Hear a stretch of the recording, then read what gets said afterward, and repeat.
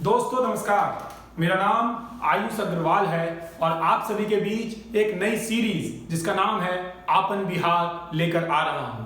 इस सीरीज में उन तमाम बातों का जिक्र होगा जो आने वाले बिहार मतदान में, बिहार चुनाव में फर्क पड़ाएगा। इन सीरीज में उन तमाम बातों का जिक्र होगा कि जब बड़े बड़े राजनेता, बड़े बड़े नेतागण पब्लिक के सामने होते हैं तो बड़े बड़े वायदे करते हैं, परंतु जब वो अपने मंत्रालय में बैठते हैं और जब उनके कलम को चलना होता है तो उनकी कलम रुक जाती है। इस सीरीज में उन तमाम बातों का जिक्र होगा जो बातें आपसे या मुझसे छुपा ली जाती है। इस सीरीज में उन तमाम बातों का जिक्र होगा कि बिहार प्रदेश के तमाम एमएलएज को जो एमएलए लैड फंड मिला उसका क्या हुआ और उस फंड का कितने विकास कार्यों में लगाया जा चुका है।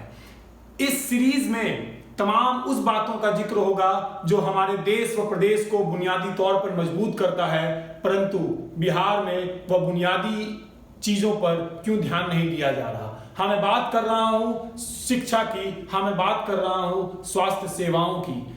मैं जानना चाहता हूं कि पिछले 15 साल से तथाकथित तौर पर कहे जाने वाले विकास पुरुष श्री नीतीश कुमार जी ने प्रदेश के सरकारी स्कूलों की स्थिति का क्या कायापलट कर दिया। अगर कर दिया तो आज भी बिहार के तमाम आंकड़ों के हिसाब से 21.67% ऐसे सरकारी स्कूल ही क्यों है जो आइडियल टीचर और स्टूडेंट रेशियो को फुलफिल कर पाते हैं। इन बातों का जिक्र करने के लिए शायद आज के समय में किसी के पास समय नहीं है, परंतु यह एक ऐसा विषय है जिसके ऊपर आपको और हमको बात करना अभी के समय में बहुत जरूरी हो गया है। मैं जानना चाहता हूं कि सामाजिक तौर पर हमारा बिहार कहां है। मैं जानना चाहता हूं कि देश में तमाम राज्यों के मुकाबले निवेश स्तर पर बिहार कहां है। मैं जानना चाहता हूं कि प्रति व्यक्ति आय के स्तर पर बिहार तमाम राज्यों के मुकाबले कहां है। मैं जानना चाहता हूं कि तथाकथित विकास पुरुष श्री नीतीश कुमार जी ने पिछले 5 साल में 7 निश्चय मैनिफेस्टो पर कितना काम किया, क्योंकि अभी हमें हर घर नल, हर घर जल बहुत सुनाई पड़ता है, परंतु क्या पिछले 5 साल में कुछ कार्य हो पाया है। मैं जानना चाहता हूं कि हरियाली वाली परियोजनाओं को लेकर के बिहार के नीतीश कुमार ने क्या किया। मैं जानना चाहता हूं कि पिछले 5 साल में या पिछले 15 साल में आपराधिक घटनाओं पर क्या हुआ।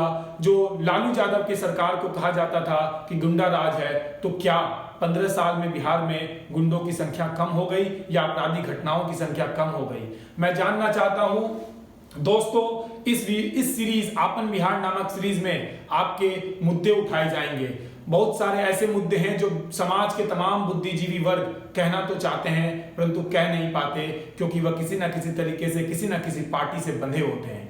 मैं आज आप सभी से अनुरोध करना चाहता हूं कि सामने आए, आकर बोले और अपने मुद्दे को अपनी आवाज से बुलंद कर सकें, तभी कोई बात बनेगी। बिहार में आने वाले 4 महीने के बाद चुनाव है और क्या होगा, कौन फिर से प्रदेश का मुखिया बनता है, यह तो आम जनता तय करेगी, परंतु as a youth, as an aware citizen हमारा यह दायित्व बनता है कि हम सवाल पूछें। और साथ ही साथ मैं एक बात और यहाँ पे सभी युवाओं से कहना चाहता हूं कि अगर आप सरकार से सवाल पूछते हैं तो ना तो आप एंटाई इंडिया हैं, ना तो आप एंटाई नेशनल हैं, आप सच्चे देशभक्त हैं। अगर आप सरकार से सवाल पूछते हैं, सरकार की गलत गतिविधियों पर, सरकार की गलत नीतियों पर सवाल उठाते हैं, यह लोकतंत्र है और यह भारत अपनी आजादी को छीन के लिया है, लड़ के लिया है, यह किसी की गुलामी में रहने का आदत नहीं है।